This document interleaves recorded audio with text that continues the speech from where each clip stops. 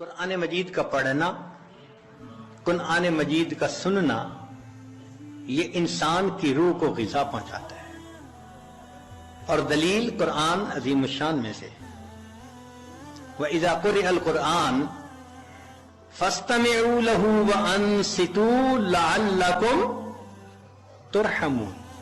یہ ترحمون کا لفظ سند ہے، سٹیمپ لگ رہی ہے، رحمت برستی ہے، اور وہ رحمت جسم کی غذا نہیں ہے، وہ رحمت دل کی غذا ہے، روح کی غذا ہے۔ جس قرآن مجید کو سننے سے رحمت برستی ہے، اس کو پڑھنے سے کتنی رحمت برستی ہوگی۔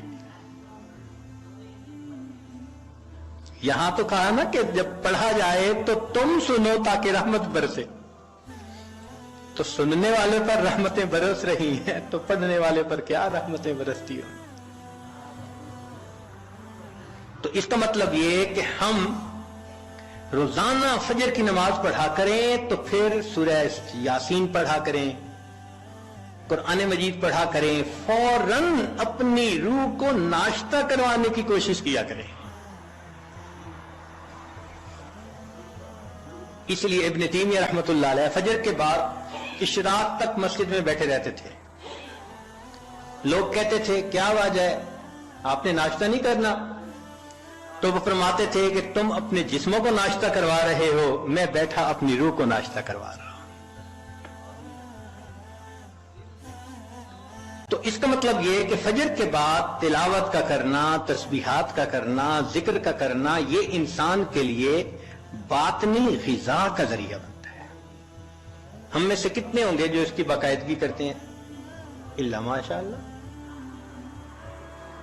معمولی نہیں، یعنی کھانے پینے کا تو معمول ہے، گھر کا بچہ بھی بتا دے گا اتنے بجے ناشتہ ہوتا ہے، اتنے بجے دوپہر کا کھانا اور اتنے بجے رات کا کھانا، لیکن روحانی غذا کا معمولی نہیں۔ تو معمول بنانا ضروری ہے۔ جتنے لوگ اولیاء بنے اس دنیا میں، یہ وہ لوگ تھے جو معمولات کرتے تھے باقاعدگی کے ساتھ، تب ان کو وہ نعمت ملی۔ اتفاقاً نہیں کوئی ولی بن جاتا، اس کے پیچھے محنت ہوتی ہے، تب اللہ کی رحمت متوجہ ہوتی ہے۔ تو معلوم ہوا کہ ہم تہجد میں اٹھیں، فجر سے پہلے یا فجر کے بعد، اس نیت سے یہ اعمال کریں کہ یہ چیز ہمارے لیے روح کی غذا بنے گی۔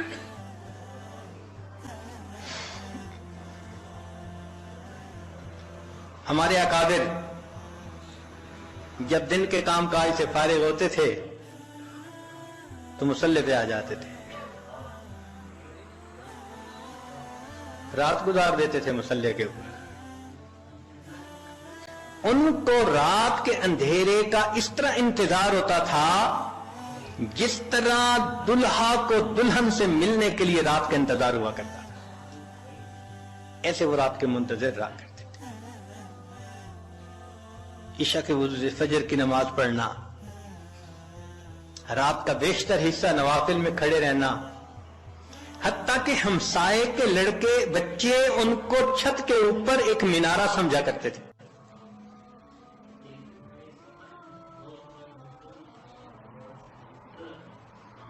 تو اتنا تو وہ اللہ کی یاد کیا کرتے تھے نا، قرآن پڑھا کرتے تھے۔ اور ہمارے قریب کے زمانے کے بزرگوں کا معمول ایک منزل روزانہ کا۔ اس عاجز کے والد صاحب حافظ نہیں تھے، مگر پوری زندگی ایک منزل روزانہ پڑھنا ان کا معمول تھا۔ ہم نے بچپن سے لے کے اپنے بال سفید ہونے تک اپنے والد کو ہر جمعرات کو ختم قرآن کرتے دیکھا ہے۔ ہر جمعرات کو ان کا ختم ہوتا تھا، ناظرہ پڑھتے تھے، تو معمول تھے ان کے۔ ہم بھی سوچیں اس کے اوپر کہ ہمارا بھی کوئی دن قرآن مجید کی تلاوت کے بغیر نہ گزرے۔ زیادہ نہیں کر سکتے تو چلو تھوڑا صحیح، مگر کریں تو صحیح نا۔ یہ تو نہیں کہ کئی کئی دن گزر جاتے ہیں قرآن مجید کئی گھروں میں کھولنے والا ایک بھی نہیں ہوتا. اخبار روز پڑھا جاتا ہے, ٹی وی روز دیکھا جاتا ہے, اور انٹرنیٹ کی مصیبت تو 24 گھنٹے کھلی رہتی ہے. اگر نہیں کھلتا اللہ کا قرآن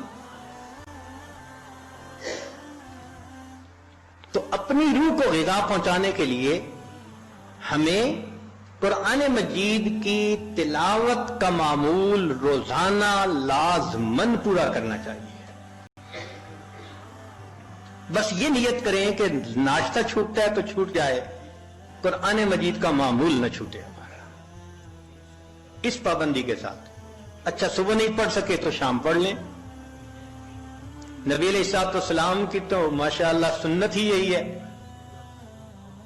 کچھ صورتیں ہیں جو صبح پڑھنا مسنون ہے, کچھ ظہر کے بعد, کچھ مغرب کے بعد, کچھ عشاء کے بعد سونے سے پہلے. حدیث پاک میں آتا ہے نبی علیہ السلام سونے سے پہلے سورہ ملک پڑھا کرتے تھے. یہ کیا چیز تھی؟ جیسے آپ کچھ دیر کے بعد نا کینڈی کھا رہے ہوتے ہیں, بسکٹ کھا رہے ہوتے ہیں, فلاں چیز کا, یہ اسی طرح ہے کہ معمول ساتھ ساتھ چلتا رہتا ہے, روح کو غذا ملتی رہتی ہے.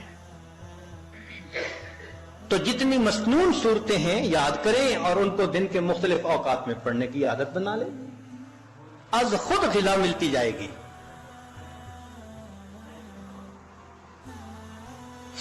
اور جو حافظ قرآن ہوں ان پر تو اللہ کی خاص رحمت, وہ اپنی منزل کے حساب سے پڑھیں. ہمارے اکابر تو ایک ایک آیت پڑھتے تھے, پوری رات گزار دیتے تھے. پہلے یہ بات ذرا عجیب لگتی تھی کہ ایک آیت پڑھتے پوری رات, پھر ایک چیز نکل آئی جس کا نام ہے چنگم. ہم نے بعض بچوں کو دیکھا کہ جتنی دیر بیٹھے ہیں منہ چل رہا ہے. پوچھا بھئی یہ کیا مسئلہ ہے؟ کہنے لگے جی بس یہ چنگم ہے, اس کو چبانے میں مزہ آتا ہے. بھائی اگر ایک ایک گھنٹہ ایک ہی چیز کو چبانے کا مزہ یہ پا رہے ہیں تو ہمارے اکابر بھی ایک ایک آیت کو بار بار پڑھ کر کندھے مقرر. لا الہ الا اللہ, لا الہ الا اللہ, لا الہ الا اللہ, لا الہ الا اللہ, لا الہ